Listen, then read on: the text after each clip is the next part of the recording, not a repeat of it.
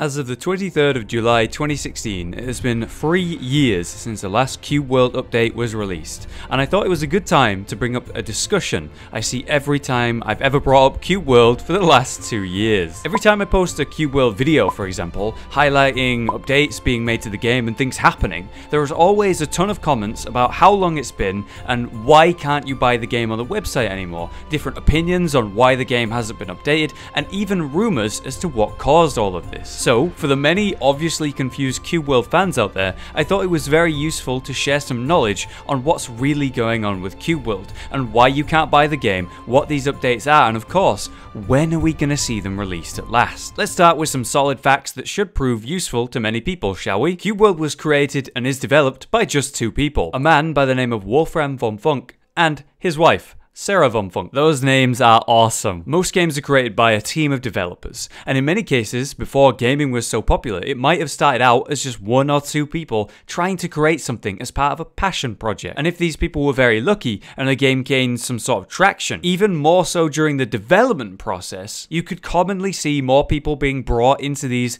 groups to help with the creation of the game. Be it more developers to help bring the ideas to life, be it someone to help with marketing, PR, or just deal with the community. These are the people who would share information with us, attempt to keep Cube World on our minds, and showcase that the game is still being created regularly. There are many different types of people who could help with the creation of the game, and help such a small team with such a big project. But in Cube World's case, this simply did not happen. Despite the extreme success of Cube World and its overwhelming popularity back when it was released for play in its alpha state back in 2013, WOLFRAM and Sarah decided not to bring anyone else on board and continued to create Cube World as they always had for the multiple years before we even had any information about it.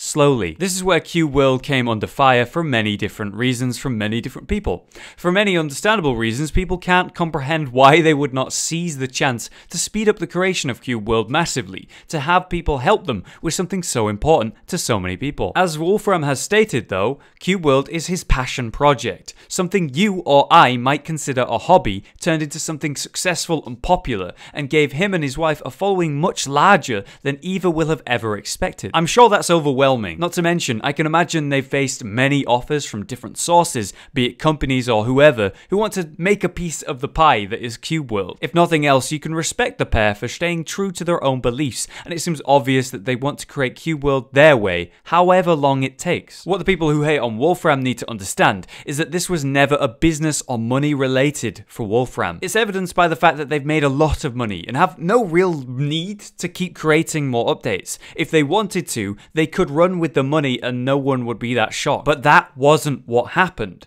They still work on it regularly, as shown by the updates we see from time to time, be it on Twitter, Instagram, or SoundCloud accounts linked to the creation of Cube World. These updates have been the basis for my Cube World Update News series, where I showcase all and every update about Cube World whenever WOLFRAM releases a worthy amount of information for a video, that is. I've been really happy to keep you all up to date without any of you actually needing to scroll through all of the posts yourselves. It's really rewarding and fun for me to do. The current state of the Cube World website and Facebook are another story, however, with no updates on either of those pages since 2014, and not to mention the fact that you cannot buy the game anymore. So let's explain that one real quick. WOLFRAM explained that selling games online independently without help from Steam, for example, is very difficult in the EU currently. I don't know the nitty-gritty details, but tax is a big issue it seems. So while the game is still being developed and is currently in a state that they are not happy with, it must have made sense to them to not have to deal with this tax-based issue and stop new people from buying the game and playing a version of the game they don't feel is anywhere near relevant anymore. It was a smart choice and one I can get behind. So for the many people confused by that detail, there you go. That's why you can't buy it anymore. But there is one awesome bit of information that came out from Sarah. She explained that the store will open up once again when the new update is released, allowing those who never got the chance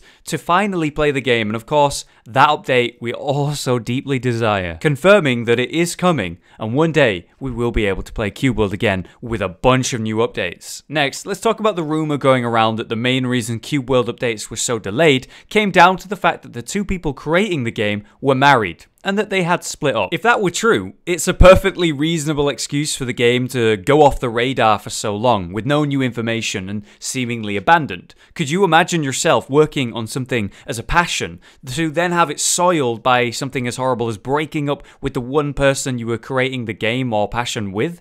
That would ruin it and make it very hard to continue being creative around the idea and space. But thankfully, it seems like that rumor was simply a rumor, created by someone to try and explain away why we went for so long without any information or any updates, outside of the other very popular rumor that is, that Wolfram had run away with the money and abandoned the game. But thank God, neither of these rumors seem to be true. The reason this doesn't seem true to me would be that Sarah released an update and a bit of information about Cube World last December. Sure, that's a while ago, but it's well into the time period where updates and information about Cube World had started to hit the internet, proving that development had been continuing all these years, even though there was no information coming out from either of these devs. And of course, showing that she's still working on the game with Wolfram, which is a great sign. But here's the main part.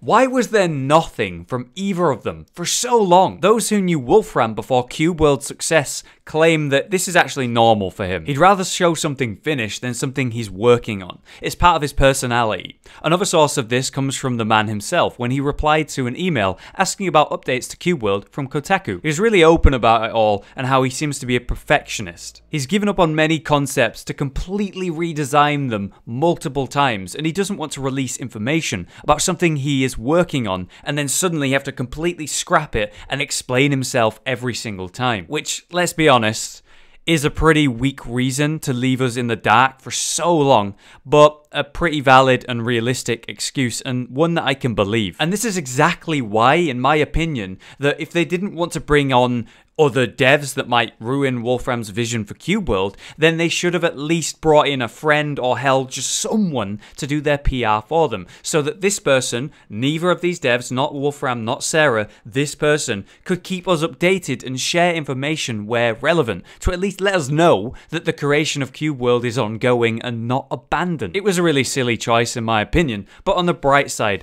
all of that has passed, and every month or so, we do actually see a wall of new information from Wolfram to show off what he's been working on, and it seems if nothing else he understands now the importance of not leaving us all in the dark for so long, eh? Which is great for me. I love making those update news videos, and speaking of which, if you would like to know every single update yourself, there's a great Reddit post that details every single confirmed feature for the future update coming to Cube World. I'll link it in the description if you want to check it out. Otherwise, stay on the lookout for my update videos where I'll talk about everything in a more open way, showing examples of the updates physically. Finally, while we are still on the topic of Reddit, the Reddit page for Cube World saw a lot of life recently based on this 3-year anniversary a few days ago. It's really interesting to see that even after so long, literal years of waiting, with very little information sent their way, the community still has a loving, dedicated people who are happy to wait however long it takes for the game they truly enjoyed and loved. And at the end of it all, it does really suck that it's taken so long, but we know it's coming